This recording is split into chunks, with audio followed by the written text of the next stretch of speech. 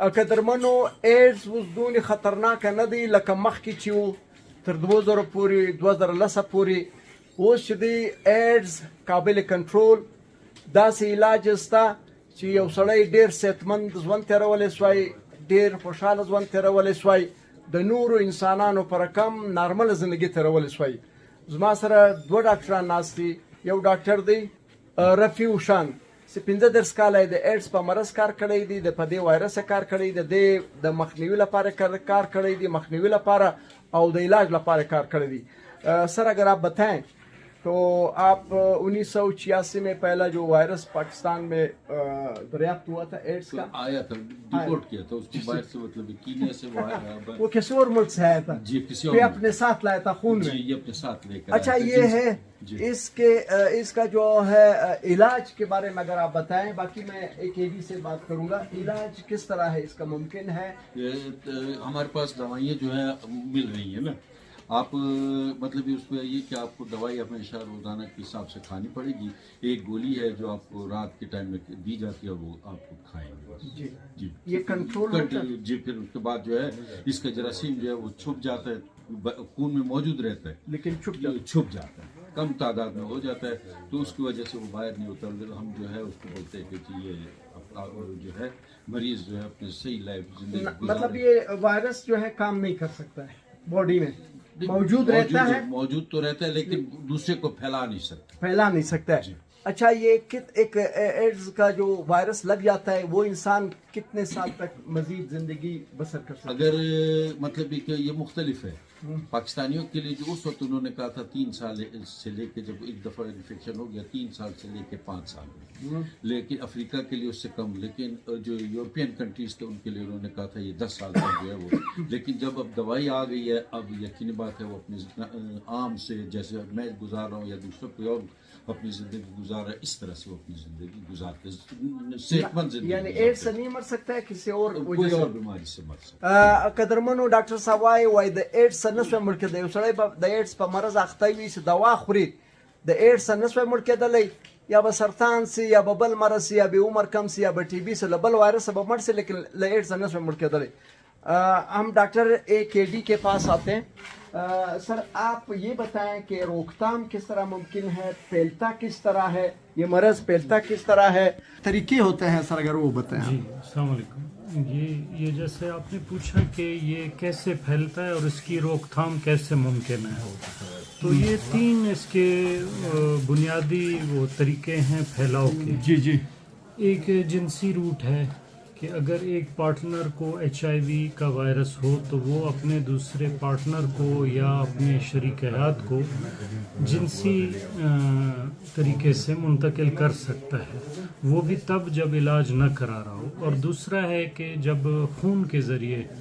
اور پاکستان میں خون کے ذریعے HIV کا پھیلاؤ بہت زیادہ ہو رہا ہے اور سب سے مین روٹ یہ ہے آج کل جس میں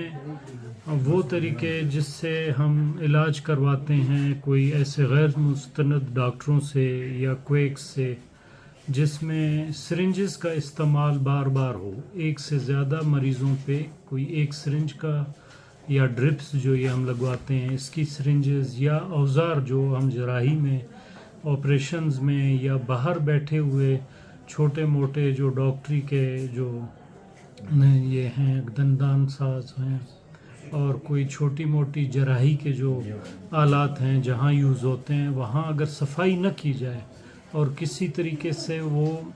اوزار اس جراثیم سے متاثر ہوں تو وہ اگلے پہ استعمال ہوں گے تو اس کے ذریعے اس کا پھیلاؤ ممکن ہے اور پاکستان میں یہ بہت زیادہ ہو رہا ہے تیسرے اگر کوئی ماں جو حاملہ ہو عورت اور اس کے بچے کی منتقلی کو ہم ممکنہ طور پہ دوائیوں سے روک سکتے ہیں لیکن اگر دوائیاں وہ حاملہ عورت جس میں HIV ہے نہ کھائے تو اس سے بچے میں بھی منتقل ہو سکتا ہے لیکن اس کی روک تھام بہت ہی ایک مشکل بھی ہے لیکن اتنی ہی آسان بھی ہے اگر ہم ان طریقوں پہ عمل کریں جس سے جنسی طریقے سے اس کا پھیلاؤ روکا جائے جیسا کہ آپ نے بھی کہا تھا کہ اپنی شریک حیات تک محدود رہنا اور کوئی غیر محفوظ جنسی تعلقات نہ رکھنا اس سے بچاؤ کا بہت بڑا ایک سبب ذریعہ ہے اور دوسرے کہ وہ آلات جن میں خطرہ ہو کہ یہ پہلے استعمال ہوئے ہیں اور اس کی صفائی بہتر طریقے سے نہیں کی گئی ہے، یا کوئی سرنج یا اوزار پہلے سے استعمال شدہ آپ کو شک ہو تو آپ قطعی استعمال نہ کروائیں، اور اس طرح اس کو ہم آگے پھیلاؤ سے روک سکتے ہیں۔ اور ڈاکٹر صاحب نے جیسے بتایا اگر کوئی متاثر ہو تو اس سے خوف کھانے کی ضرورت نہیں ہے، اس کا بہت بہترین علاج ایک ٹیبلٹ روزانہ کھانے سے ممکن ہے، جو ہم اس کے استعمال سے وائرس کو ختم کر دیتے ہیں جسم میں،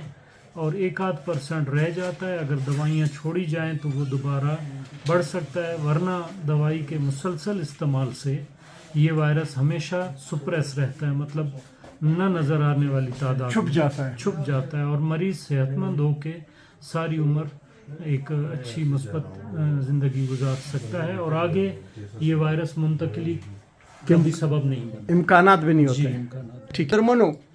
یو خدا دی چې ایډز سدی دا په 1980 کې یعنی د نن څخه تقریبا 45 کال مخکې پیدا شوی په امریکا کې، او د دې اول مریض پاکستان کې پیدا شوی دغه په 80 کې یعنی 40 کال مخکې پیدا شوی. مخکې د دې علاج نه و، دواوې نه ولې چې مریض به په دې مرض اخته شو نو 3 کاله بعد به مړ کېدی. اوس چې دوا پیدا شوې ده یو انسان د ایډز نه نشو مړ کېدلی، د نورو ناروغیو به مړ شي لیکن له دې څه نشو مړ کېدلی. بله خبر دا ده چې دوی وایي جنسي بېراروي د دې سم دا مرض خپریږي، خو لیکن د ډاکټرانو څنګه خپریږي یو په یو ستن باندې یو مریض ستن ولګو بیا هغه بل مریض په وجود کې په هغه باندې ستن ولګو، د دې سم خپریږي. هغه اوزار چې مطلب اپریشن کیږي، هغه اوزار چې تی غاښونه په جوړوي د دې لار سم خپریږي. نوري مختلفه طریقې شته، خو دا خبره چې اوس یو سړی که په دې مرض اخته سي هغه یو ډېره صحتمند زندګي تیرولی شي، ژوند تیرولی شوی. دغه معلوماتو باید تاسو هم احتیاط وکړئ، د ډاکټرانو سره احتیاط وکړئ. په اپریشن کې داسې اپریشن کوئ چې هلته اوزار صفایي، غاښونو علاج کوئ هغه ځای کې باید اوزار صفایي. او بل دا دی چې یو انجکشن یو وار استعمالوئ چې یارې مریض ته ولګي بیا یې غورځوئ. بېراروي دا ده چې تاسو تر خپل کور پورې محدود اوسئ، تر خپلو ښځو پورې محدود اوسئ. اچھا اس وقت آپ کے پاس رجسٹر جو مریض ہیں ایڈز کے وہ کتنے ہیں؟ یہ بس تقریباً ہم نزدیک ہیں 2500 مریض اس سینٹر میں قریب یہاں پہ علاج ہو رہا ہے. تھوڑے سے کم و بیش آپ کہیں تو 2500 کے قریب، اور تقریباً ان میں سے کوئی 2200 کے قریب 2200 اس سینٹر پہ، اور تقریباً 500 کے قریب باقی سینٹر جو ایک لورلائی، تربت، ڈیرہ مراد جمالی اور جام غلام قادر ہاسپیٹل ہب میں یہ سینٹرز موجود ہیں. اور تقریباً تمام یہاں پہ جو میڈیسن اور بقایا قیمتی قسم کے ٹیسٹ جو HIV والے سارے فری ہیں، اور یہاں پہ تمام سروسز فری دی جائیں. تقریباً بلوچستان میں 3000 کے قریب مریض رجسٹر ہیں کم و بیش. ٹھیک. په پاکستان کې خاص کر په بلوچستان کې د ایډز د مریضانو علاج دا بالکل مفت دی. ټیسټونه معاینات بالکل فری دي، دواوې بالکل فری دي. او دلته په بلوچستان کې تقریبا 3000 رجسټر د دغه مریضان دي، د ایډز مریضان دي چې علاج روان دي، او دا بالکل مفت دی، فری دي. او اول چې کوم د ایډز وایرس پیدا شوی دی دا په همجنس پرستانو کې پیدا شوی دی. همجنس پرست الک الک او ښځه ښځه په دغه کې پیدا شوی دی، همجنس پرستی څخه پیدا شوی دی. نو په الله مسپار. یہ ایڈز کی جو ادویات ہیں یہ کس ملک کی بنی ہوتی ہے؟ انڈیا میں بنتی ہے. انڈیا کی ہے ساری؟ یہ بھی ہے؟ جی سارے یہ ڈونر فنڈڈ ہے، اور وہ اس کی مینوفیکچرنگ جو انڈیا میں ہوتی ہے. اس یہ ادویات ساری انڈیا میں بنتی ہے، اس کی انڈیا کی ہے. جی صحیح صحیح. انڈیا اس لیے ہم کہیں گے کہ یہ گلوبل فنڈ جو انڈیا کو ملتا ہے وہ وہاں سے پرچیز کرتے ہیں، اور یہ دوائیاں بہت سارے ممالک کو وہ گلوبل فنڈ جس پہ جی جی ملیریا اور ایڈز کے جو مشترکہ جو فنڈنگ ہے وہ انڈیا کو ملتی ہے. انڈیا کو نہیں، وہاں سے HIV کی دوائیاں پرچیز کی جاتی ہیں، وہاں سے خریدی جاتی ہے. ٹھیک ہے. انٹرنیشنل ادارہ ہے، ڈونر ہے، وہ ان کو دیتے ہیں وہاں سے. ہاں وہاں سے پرچیز کر کے. اور پاکستان میں یہ مینوفیکچر ابھی تک نہیں ہوا. صحیح. مہربانی.